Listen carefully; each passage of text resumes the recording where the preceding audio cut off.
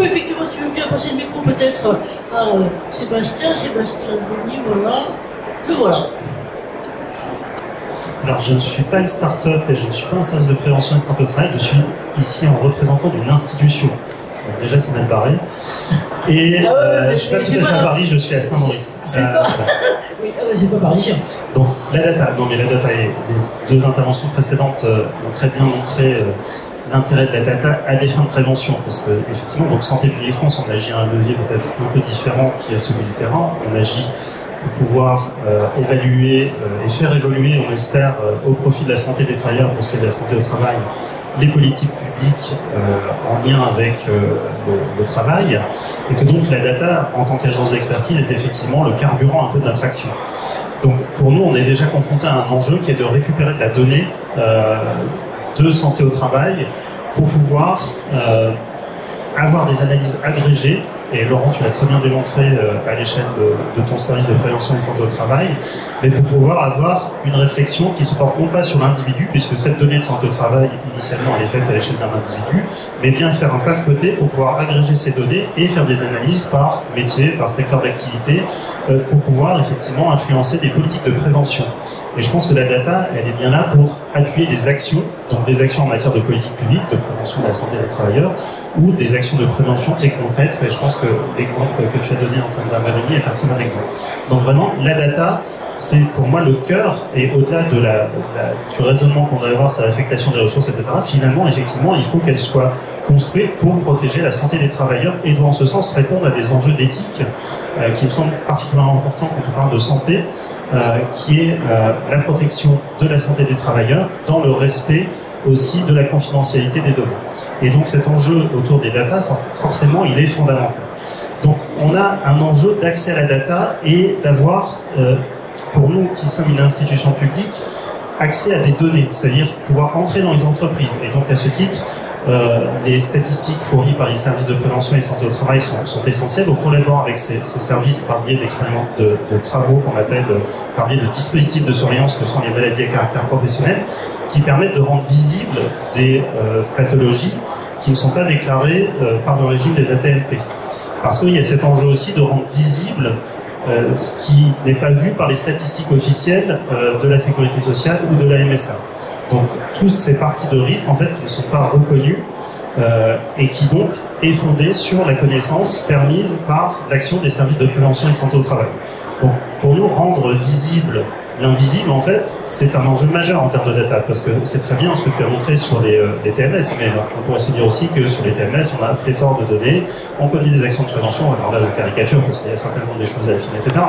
Par contre, si on prend l'exemple des risques liés à des changements climatiques, et je prends l'exemple d'un article qui est paru dans Le Monde il y a quelques jours sur des travailleurs qui ont subi des vagues de chaleur, et donc l'inspection médicale du travail en 2023 a remonté 11 décès attribuables à la chaleur, alors qu'en population générale, sur la même période, on a eu 5000 décès. On peut se dire, il y a peut-être un petit delta qu'on ne voit pas. Et on est sur la mortalité. On a fait des essais pour essayer de quantifier les impacts sur la morbidité, impossible parce que les circonstances et les circonstances de survenue de venue en fait à l'hôpital, dans le service d'urgence, ne flaguent pas la circonstance d'exposition au travail. Donc là, on voit qu'à la base, il y a un déficit d'information. Et donc, il faut qu'on puisse travailler aussi avec les cliniciens, les hospitaliers, pour pouvoir leur dire il faut améliorer le codage, en fait, alors ce qui représente une charge de travail complémentaire et supplémentaire, et que souvent on nous oppose ça. Mais si on veut avoir de la data, c'est absolument essentiel qu'à la base, en fait, nous, on puisse avoir des informations qui nous remontent sur ces données-là. Deuxième aspect, donc on parle santé, mais la data, et si on veut vraiment que cette data appuie des politiques de prévention, ce ne doit pas être une data de santé. Il faut que ce soit une data qui soit combinée à des connaissances sur l'environnement. Tu l'as très bien illustré avec la partie revenue. Donc c'est-à-dire qu'il faut qu'à un moment donné, ces données de santé qui doivent respecter les principes juridiques et éthiques, bien sûr de la régulation, de respect de la confidentialité, de la protection des personnes, doivent être aussi couplées à des données sur le poste de travail, par exemple.